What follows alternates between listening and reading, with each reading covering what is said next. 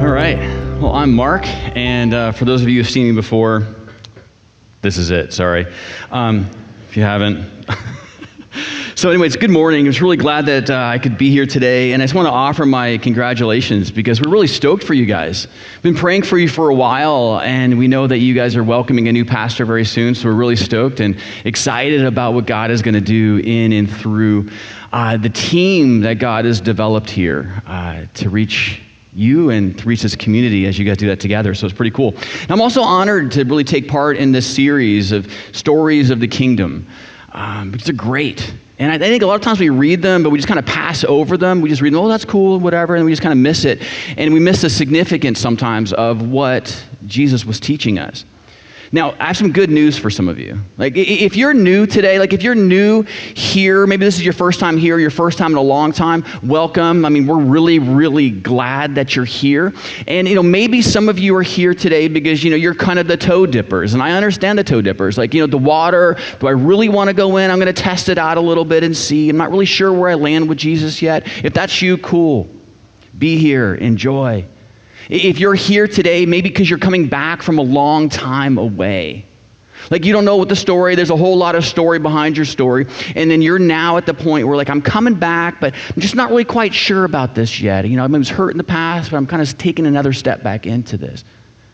Maybe you're here today because someone promised you lunch afterwards. Maybe you're here today because you heard there's a lot of pretty people here. If that's you, welcome. And we're really, really glad that you are here. And we want you to keep coming. Because the more you come and the more you engage Jesus, the more he changes your life. And you're going to find exactly what I found years and years ago as an older kid. I'm 18 years old. I found that Jesus makes all the difference. He changed my life, and if you keep coming and you keep engaging to Jesus through his word, you are going to find exactly what we all, much of us experience on a regular basis of the difference that Jesus makes daily in the fullness of Jesus that we can find. Now, if you're here again, if you're kind of new there, I just want you to know that this message really isn't for you. Now, I'm not saying you can't handle it. I'm not saying that, if you're new, you don't really know where you land with Jesus yet. I'm not saying that you can't apply this, because if you do, you can apply this to your life and it will absolutely bring blessing to you. But today, for a moment, I want to talk to those of you who are followers of Christ. Because the things that we're going to learn today is going to be a little uncomfortable. And I'm okay with that. I love uncomfortable. I love making people uncomfortable, that sounds awkward. I love making people uncomfortable, not because to make them uncomfortable, because sometimes the Word of God is uncomfortable. It is, right? There are things in here that I'm a professional Christian. I'm not, but the people say that I am. There's things in the Bible I don't like. There's things in the Bible I struggle with. But if it's in there, as a Christian, I can't opt out. As a Christian, you can't opt out of this. This is stuff that you're supposed to do. So if you're new today, this isn't necessarily for you. So you have my permission to flick the person next to you if they're not paying attention. If they're squirming, you say, focus. I'm cool with that. But for those of you who know Jesus, this is for us. Today we're going to talk about something called an elephant in a room. Now, an elephant in a room basically is it's an idiom, that English idiom for an obvious truth that's being ignored or goes unaddressed. It applies to an obvious problem that there's this risk that no one really wants to discuss, right?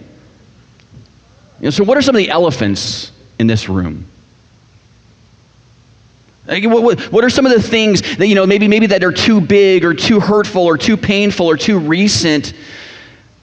It's just not worth the hassle to uncover.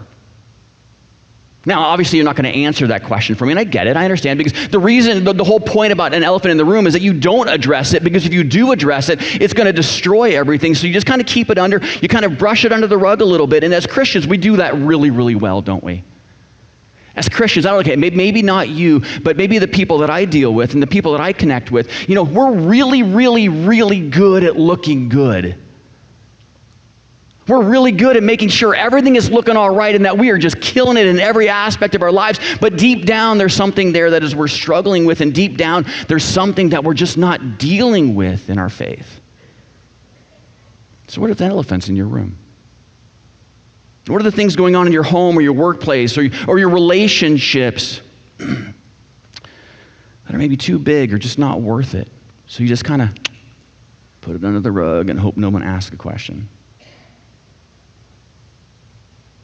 See, I'm not expecting you to say anything. I understand that, because we live in a world really where we're familiar with hurt and pain, aren't we? Like, we live in a world where we're familiar with the drastic effects of people's decisions in our lives, because it seems like sometimes we're living in a situation where everyone seems to be doing that what's right in their own eyes. It's not always good. People are making some dumb mistakes. They're doing some dumb things. See, some of you, we live in a world where there's drunk drivers, adultery, abuse, poverty, dishonesty, bullies, misunderstandings, disappointments, gossip, and accidents. Like, we live in a world where hurt happens. Like, we live in a world where you and I, we hurt, and our hurt came from a circumstance that we can look back on a calendar, and you can look back this day on this day, man, that happened, and that just kind of changed the course of my life a little bit, or this was an ongoing thing, and it started here, and it continued and continued and continued, and this is what changed me. Some of you, your pain and struggle came from an accident. It's no one's fault. It just happened. For some of you, your pain came from something that someone did on purpose. Our daughters, when they were young, when a daughter's like, it wasn't on purpose, it was on the purpose. She goes, Rylan did something, and it was on the purpose. Some of you are struggling today, and some of you are kind of carrying a weight because someone did something to you on the purpose. See, we live in a world where we're familiar with this kind of stuff, aren't we? For most of us, your pain and your hurt has a person attached to it. So who comes to mind right now? And I'm going to get you to do something that you don't want to do, and I don't care because I'm not your pastor. I'm not going to be here tomorrow. So I'm not going to even know if you do this, but just pretend for a moment. Pull out your phones or your piece of paper and a pen. And I want you to do for a moment. Maybe just in your head. I want you to write down someone's name that's attached to your pain. I want you to write down the name. And if you're sitting next to the name, write someone else's name, but you know who you're talking about, right? This jack right here, I'm not messing with this guy. So, okay, if that's the person, that's fine. Someone else, okay? Write a code name down. But we all have a name. Because today we're going to address an elephant that is affecting your relationships, that affects your church, your work, and at home. And this elephant in our lives is our tendency to withhold forgiveness from those that hurt us or hurt the people we're close to. That name, for many of us, we're struggling with because we have not forgiven them. Aren't you glad you came today? Picked the wrong Sunday to come, Mom. Because even mentioning the idea of forgiving, we go through a myriad of emotions, right? Because we're not good at forgiving. We are not good at forgiving. We are much better at ignoring, right? Oh, we forgive. Yeah, we forgive, but I don't really know. Like, we're better at justifying. We're better at holding grudges. How many? Anyone? Good grudge holders? We're better at bitterness, aren't we? And if we're honest, most of us aren't thinking about who I need to forgive, but rather we're thinking about where can I draw the line on forgiveness? See, we're not worried about should I forgive. We're more worried about where's the line that I don't have to forgive anymore. I don't have to cross that line because they just did too much. It was too big. It was too whatever. I'm not crossing that line anymore. On October 2nd, 2006, it was a typical fall day in the normally quiet and peaceful rolling Amish farmlands of Lancaster County, Pennsylvania. But that peace was shattered when the sound of gunfire was heard inside an Amish school. A guy named Charlie Roberts was a milk truck driver who served the local community, and many of the people knew this individual, including some of the victims and the families. I think it's 9 years earlier from that day, his wife Amy gave birth to their first child, and that baby girl died 20 minutes after she was born. And apparently Charlie really struggled with that, and it greatly affected him, and he never forgave God for the death of that little girl, and eventually planned to get revenge. And on the morning of October 2nd, Roberts said goodbye to his two children at the bus stop and then drove to the West Nickel Mines Amish school. And when he walked in with his guns, he told everybody to get out, all the adults and the boys to get out, and then he had all the 10 girls lie down facing the blackboard, and they tied their hands and their feet. He told the girls that he was sorry for what he was about to do. He said, but I'm angry at God, and I need to punish some Christian girls to get even with him. And I'm going to make you pay, and he says this, I'm going to make you pay for my daughter. And then he began shooting each of the girls before he finally shot himself. And when the police broke into the school, 2 of the girls were dead. And another died in the arms of the state trooper a few minutes later. Now, I know your story is not this tragic. And I know that's kind of like a deep end of the story, and I get it, but you have a story, don't you? Like, you have a story. I have a story. And it's my story, it's not your story, so I get it, it may not be that big, but you and I have a story where we're struggling, and there's a name of a person that we're struggling with. And you are there with me thinking, where is the line that I don't have to cross anymore? Because they've done this. How much is enough? How much is too much? What's big enough? When can I actually stop? How often do I have to forgive someone who keeps frustrating me, keeps offending me, who keeps disappointing me? They're going to get better. I'm sorry. I'm going to do it better the next time. And they keep doing it and doing it. What's the line? Now, we know the spiritual answer, but let's be honest. We're still asking the question. See, when is enough enough? What do I do with the person that I wrote down? Thankfully, we're not alone in this struggle, because people who walked with Jesus battled some of the same exact questions that you and I are wrestling with. And so the good news is in Matthew chapter 18, if you have your Bible, you can open that up, and we're going to read that together. We're going to have some of it on the screen. But the reality is, and the good news here is that you're not alone in this struggle, but the warning is this, and I'm going to give you the warning straight out. You're probably not going to like what Jesus is going to say. You're not. I'm not. But if he said it, like it or not, we need to obey it. Verse 21, it says, then Peter, one of his boys, came to Jesus and asked, Lord, how often should I forgive someone who sins against me? 7 times? Now understand, 7 times. He was being very, very gracious and spiritual in this answer, because the rabbis of the day said 3 times was enough. If you forgive someone once, 2, 3 strikes. Maybe this is where 3 strikes, maybe this is where baseball got it from. I don't know.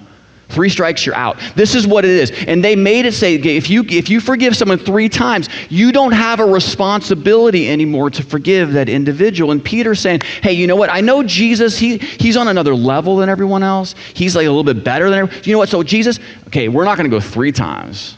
How about 7 times? That's a lot. You've been saying 7 a lot in kind of your talks. How about 7? Is that enough? And in this moment, it's revealed that Peter didn't really understand. He kind of didn't understand what forgiveness really was. He thought, his assumption was that forgiveness was for the benefit of the offender. Now, I mean, there is some benefit to being forgiven as an offender. I mean, this is salvation, we get that. But if Peter thought, when I forgive someone, it's for their benefit. It's why we often say when someone hurts us, we say, you owe me what? An apology. And we wait until they give us that apology before we grace them with our forgiveness. And we feel justified to do that. Why should I do them the favor of forgiving them for what they did to me when they owe me restitution? So Peter's saying, hey, I'll be the nice guy here and I'll forgive them 7 times, but after that, they're on their own. And when he was asking Jesus, he was asking Jesus, how many times do I need to forgive people, especially when they don't deserve it, God? Jesus, where do I draw the line? And I love what Jesus says here. If you have your Bibles, you can read it. It says, because Jesus says, not 7 times, but 2 times. If you've never read your Bible, you know this is wrong, okay? It's not 2 times. See, read your Bible. Don't trust everything on screen. What? It's not even on the screen. Go ahead and put it on the screen. It's okay. It's my bad. It says 7 times? No, but 2 times? No, he says no. Not 7 times, Jesus replied, but 70 times 7. See, what Jesus here, he was removing the limits of forgiveness. See, no one can ever say, I have forgiven enough. It's grunge time, baby. See, Peter was asking for a measuring stick, and Jesus told him to practice forgiveness and forget the stick. And then he goes on, and he uses a parable to really help him understand it.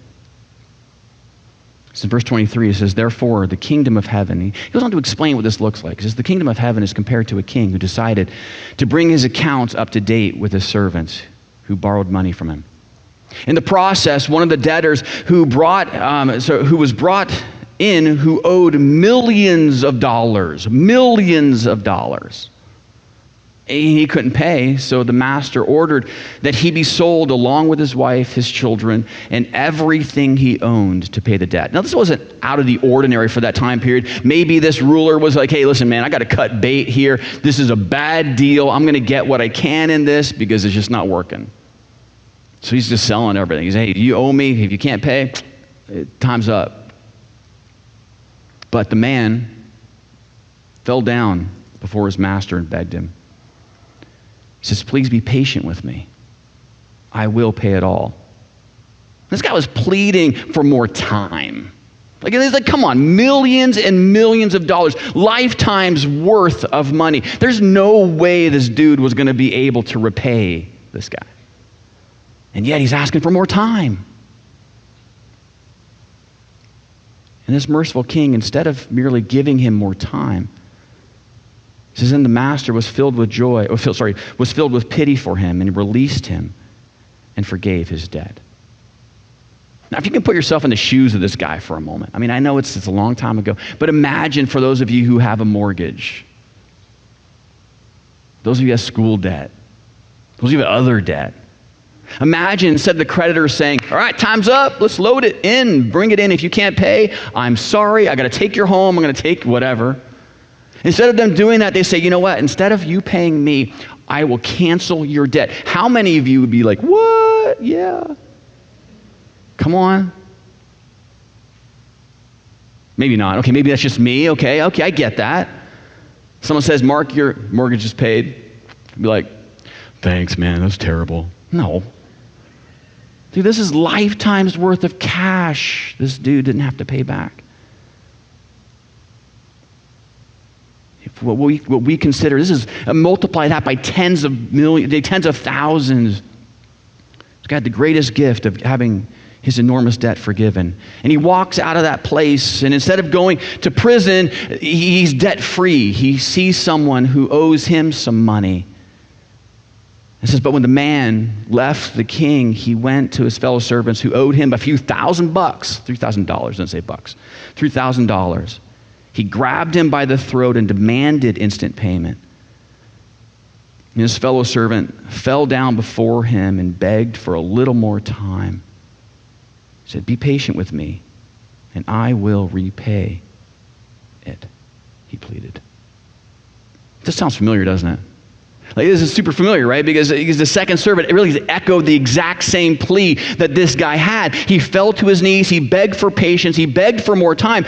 He didn't ask for his debt to be canceled. He just asked for more time. But the difference between these two situations is this guy could have actually paid it back if he had a bit more time. He could have just given him a little bit more grace, a little bit more mercy, and said, okay, I'm going to give you a couple more of this, a couple more time. Just, you can pay this back. The first guy, there's no chance. This guy, there was a chance he could pay it back. But his creditor would not could not, but would not wait. And he had the man arrested and put him in prison until the debt could be paid in full. And it's at this point in the story, you start talking to your Bible, right? Like, what? Are you kidding me? What are you serious? Like, you just got forgiven all of this stuff, and then now you just can't forgive someone a little bit? What's your problem? See, this man owed multiple lifetimes worth of money, and yet the king canceled his debt. And he can't forgive a man who just needed a little bit more time? When some of the other servants saw this, they were very upset. Makes sense. And they went to the king and they told him everything that had happened. The king called the man. The king called in the man that he had forgiven and said, you evil servant, I forgave you that tremendous debt because you pleaded with me. Shouldn't you have had mercy on your fellow servant just as I had mercy on you? And the angry king sent the man to prison to be tortured until he had paid his entire debt. Now, to be honest, when we read this story, we hear this story, we're actually kind of glad here, right? You're rooting against this guy, aren't you? Like, you wanted him to find justice. We love this story because the bad guy lost and the good guy won. And then Jesus just messes everybody up. And he says, because you can imagine everybody in the crowd going, yeah, it serves him right. I can't believe he did this. And Jesus says, guess what? This is deeper. Here's the story. This is what I want you to do with this. He makes it personal. And he says, that's what my heavenly Father will do to you if you refuse to forgive your brothers and sisters from your heart. Now, we need to keep in mind, this is not a salvation thing. Like, Jesus isn't saying that, this isn't between God and the sinner in the sense that, don't read eternal judgment into this.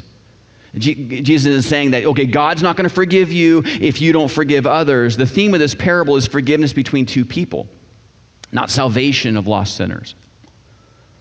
See, the Greek word for forgiveness, it means to send away. It means to depart. It means to yield up, which basically means to send away from ever being in the presence of either party again. Here's the offense. Here's your offense on me. I'm going to yield this up. I'm going to send this away, and we are never going to discuss this and have to deal with this again between ourselves. This means that if a brother offends me and I forgive him, I send that offense away from myself and from him, and it's not going to be brought up again. When we send it away, when we forgive, we relinquish our right to get even. We relinquish our right for it to retaliate. Essentially, what we're doing is we're canceling the debt. We transfer the person from our system of justice to God's. Now, forgiveness doesn't mean that, we need to give more people an opportunity to hurt us. It doesn't mean that we neglect justice or the circumstances that go along with those things. It doesn't mean that everything goes back to the way that it was.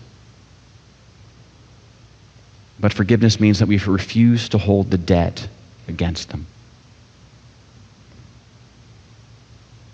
See, Peter is saying, don't look for a place to draw the line.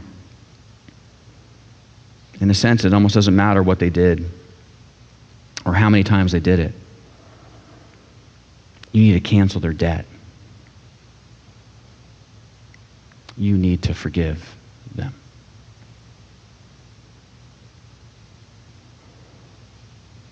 And as we're talking about forgiveness between two people, through this parable, we learn some really valuable lessons.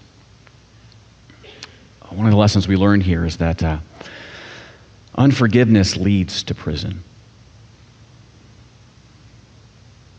See, forgiveness is a choice that we make. And every time we choose not to forgive, we're like the unforgiving servant, and we're in danger of prison. Now, God's not going to put you in prison because you didn't forgive someone. But He will allow you to put up walls of bitterness and resentment that will box you in like a prison.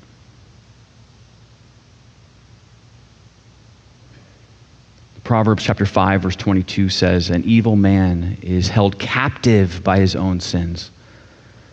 They are ropes that catch and hold him. See, refusing to forgive is like to push the self-destruction button in your life. Some of you get this, don't you? You understand this. You're struggling through this, and you know the prison that you're in because of that, because of unforgiveness. It has a way of showing up in other areas of our life and against other people. It's a family that we're really connected with.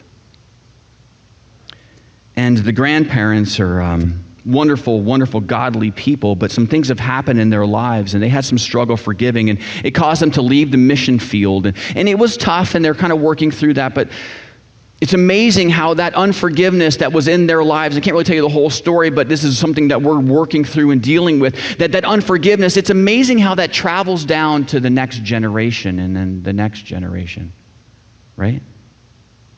When you don't deal with it, when you're still holding on to it, guess what? That travels down.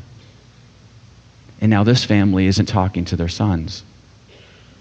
Daughter, and now those daughter and sons aren't talking to their kids. Different situations. But they learned what unforgiveness looks like. And it traveled down. See, when you choose not to forgive, when you hold on to that debt and not let it go, you chain yourself to the pain and the hurt. You think it's about them. It's actually about you. I'm not going to give them the benefit of me forgiving them, and actually you're holding on to that debt. You're holding on to that bitterness. You're chaining yourself to the pain and the hurt, and you drag around into relationship after relationship after relationship that bitterness. And this is so serious stuff, because not only does it create a wall between you and the other people around you, but it also creates a wall between you and God. So much so that when Jesus is talking to his disciples, and he's talking to people, giving an offering, he says, no. If there's something wrong between you and another person, you need to make that right before you offer this sacrifice.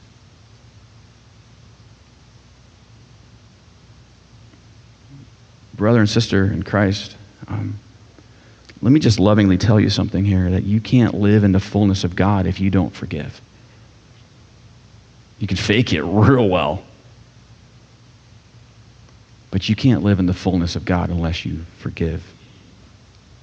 Anger and bitterness and resentment from an unforgiving spirit, it's going to erode your joy. It's going to strain your relationships. It's going to block that flow of God in your life. And it will imprison you.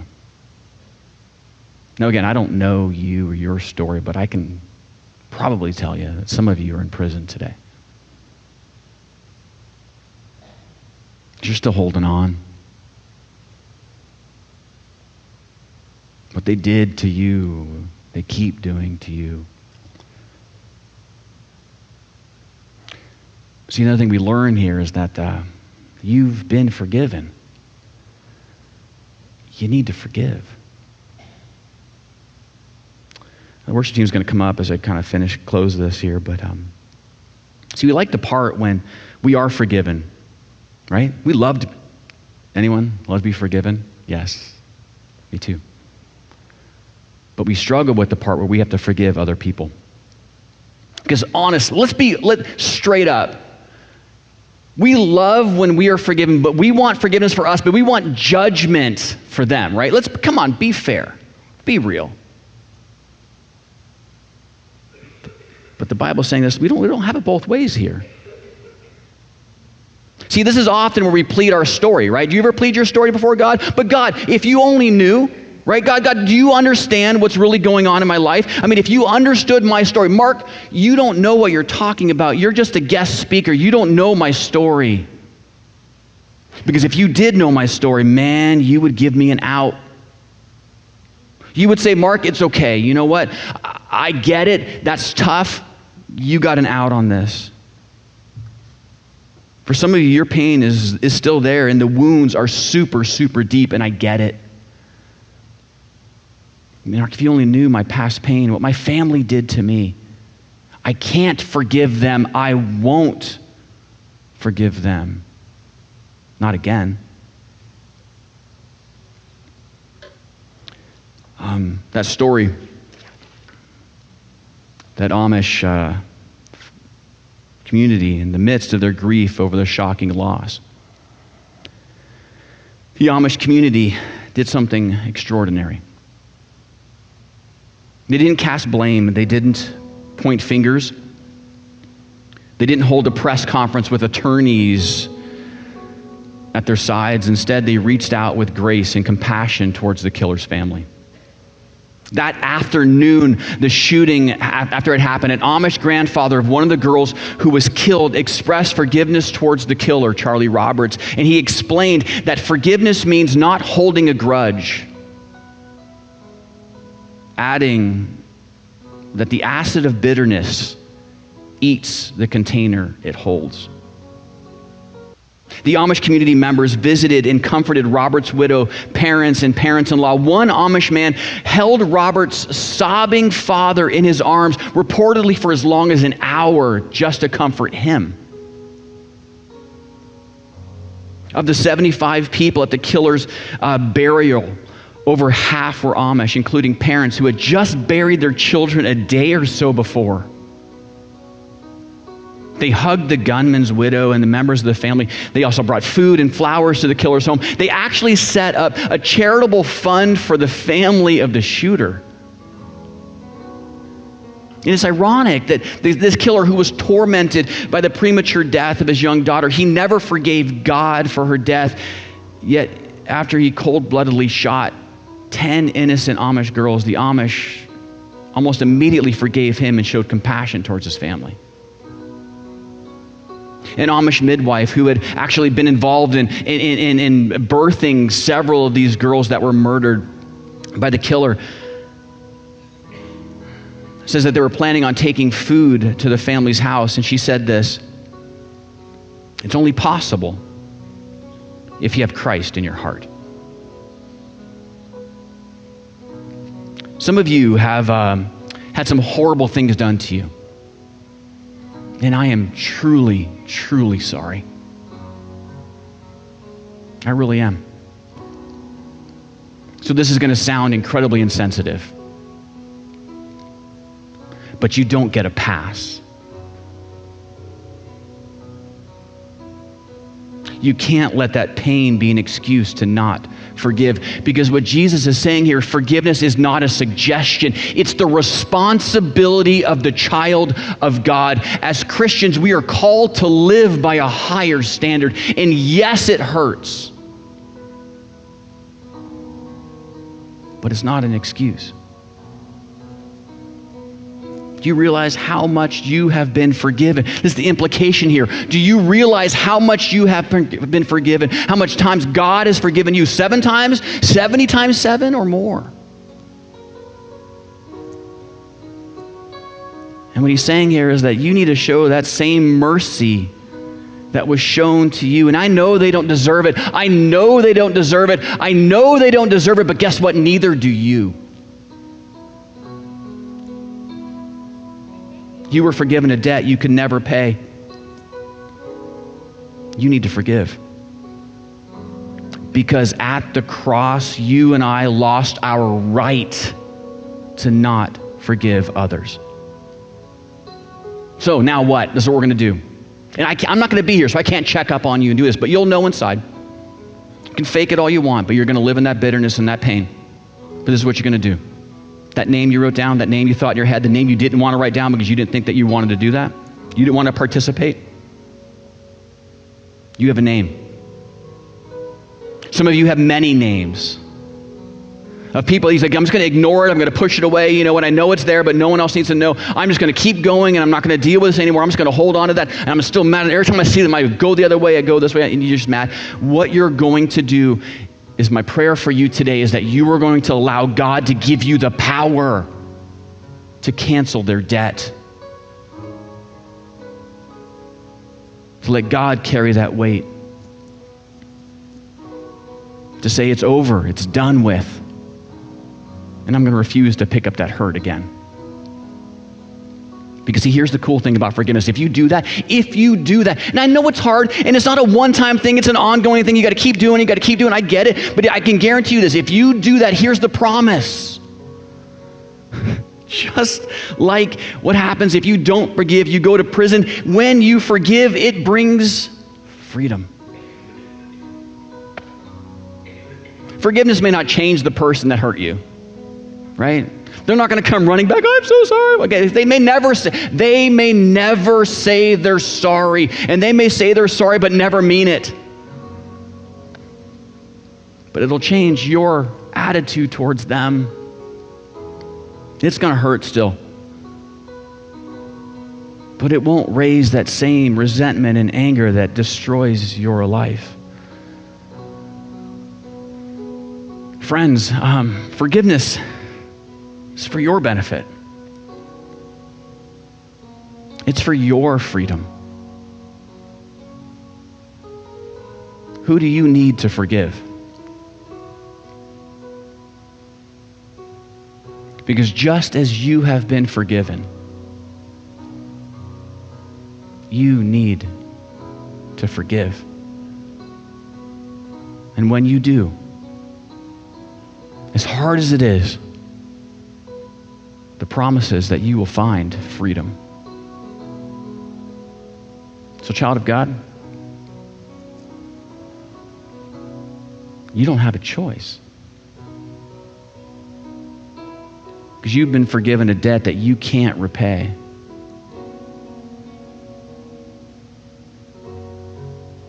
Let's forgive. Let's change our culture. Let's change our world by not allowing bitterness to destroy. Like, what would it look like just for a moment? Can you imagine if we as a church, a collective church, decided that, we're going to be debt cancelers?